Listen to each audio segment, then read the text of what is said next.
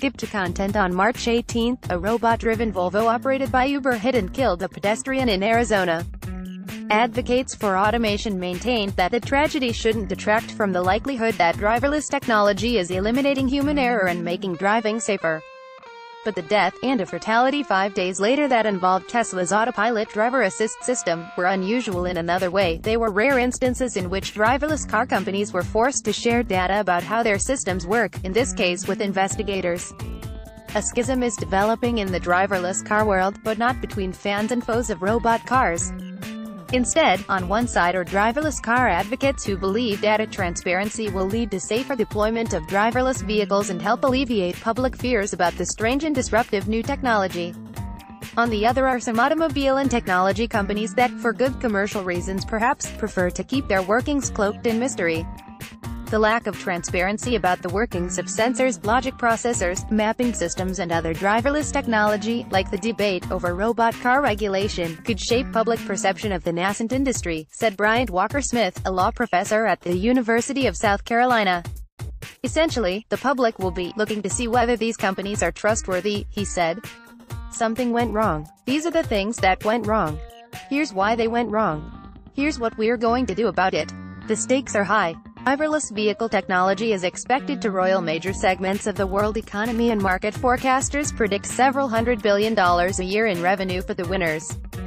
Already semi-autonomous technologies such as Tesla Autopilot are operating on public roads, with deployment of driverless ride-hailing services from Waymo, a subsidiary of Google's parent, Alphabet, Lyft, Cruise Automation and others due this year or next. To understand the controversy, and the effect on public safety, it helps to know what data are being collected and how such information might be put to use if it were made more visible. Most people are familiar with the idea of a black box, technically known as an event data recorder. They've been used for decades in the airline industry to help investigators evaluate crashes. But similar devices have become common in cars and trucks to record data on speed, steering, braking and the like over the few seconds before, during and after a crash. The data issue today goes far beyond the black box, however. It now extends to cutting-edge robotic systems that use sophisticated sensors, complex computer chips and advanced software to take over some or all of the driving tasks that a human being would normally perform. The technology companies that create them are taking different approaches to engineering the systems. Industry and government have yet to determine how to use the data they generate after a crash. A Uber death, a video recorded by a dashboard camera, turned over to and released by Tempe, Arizona, police, showed the driverless car system failed to brake for the pedestrian. It left open the question of whether the system sensors might have failed to notice the pedestrian at all. Uber's reaction was to apologize, then dip into some of its $15 billion in investment capital to pay the victim's family in a legal settlement, thus avoiding a public trial. Uber declined to make a company executive available to discuss data and transparency on the record, as did Waymo, Tesla and Lyft. Other companies, including Zoox, Nutonomy and General Motors, parent of Cruise Automation, agreed to talk. A dashcam video image shows Elaine Herzberg, 49, just before she was hit and killed by an Uber test vehicle in Tempe, Arizona. Tempe Police Department, Associated Press, even driverless car advocates are growing concerned about the silence from the industry's major players. Grayson Brualty, a well-known consultant in the driverless industry, worries that recent polls have consistently shown the public is wary about driverless technology, while companies appear reluctant to engage with the public. They're like Rapunzel up in the tower, he said. They have to let down their hair and climb down. Alon Kornhauser, who heads the driverless vehicle program at Princeton University, said he believes that robot cars will improve safety, reduce driver stress, add productive time to the day and offer the elderly and disabled more independence. But the technology is far from perfect, he said, and some robot-induced deaths are inevitable. Rather than wall off the lessons learned in fatalities such as the recent Uber and Tesla incidents, Kornhauser said, the companies should be sharing crash data with one another, with outside researchers and with a general public. And not just black box data, but driverless system data as well. That would make driverless cars safer and faster, he said. Uber should not gain a safety advantage over everyone else because they were involved in this crash, Kornhauser said. All of the video, radar, lidar and logic trails in the seconds leading up to the crash should be released to the public. If this reveals some of Uber's intellectual property, so be it. If they want to protect their intellectual property, they shouldn't crash on public roads. Current policy in some ways confuses the situation further, Kornhauser said. After the Tesla Model X fatality in Mountain View, California, on March 23, Tesla chief executive Elon Musk defended the Autopilot system and seemed to blame the driver. He also repeated Tesla's safety numbers that statistics experts have described as problematic.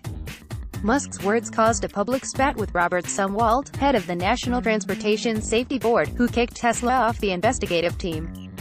Kornhauser suggested that transportation officials might be better off allowing objective data to be released while banning speculation that might favor a company or other party involved in a crash. Carl Agnema, chief executive of driverless technology company Nutonomy, said he believes a solution is possible.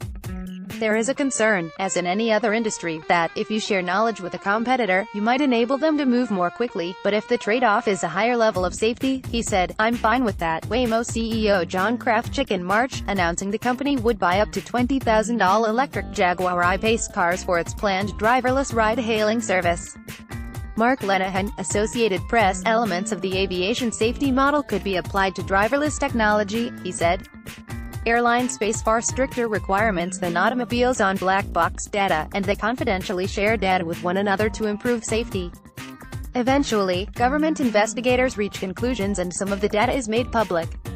The promise of sharing data is that if data can be shared industry-wide, there's a chance that you will not have that same crash happen again, Agnema said. If federal authorities required such data from all industry players, we would certainly use that information to improve our systems, absolutely. The information released to the public need not be highly technical and should avoid being defensive, according to law professor Smith. His suggestion, something went wrong. These are the things that went wrong. Here's why they went wrong. Here's what we're going to do about it, but there's no sign of that happening anytime soon, voluntarily or via regulation. Trump administration agencies have not said much about driverless vehicle policy. Legislation is working its way through the Senate that would allow manufacturers to sell thousands of driverless cars each year to individuals, but the bill barely touches on data transparency.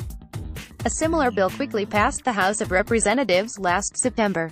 The nonprofit Advocates for Highway and Auto Safety, which represents a broad range of safety advocates, is pushing for changes in the Senate bill, including the creation of a public database that would publicize defects and operational issues with commercial driverless and driver assist systems, similar to the National Highway Traffic Safety Administration's safercar.gov site. In a letter sent recently to Mitch Bainwill, chief executive of the lobby group Alliance of Automotive Manufacturers, the safety group noted that the Senate bill requires only that driverless car companies describe their systems. As such, manufacturers will continue to submit slick marketing brochures, instead of providing actual data and documentation that will allow the public and NHTSA to accurately evaluate the safety of the technology, the letter said. We are pro-technology, said Kathy Chase, the advocacy group's president. We do want to see this technology succeed.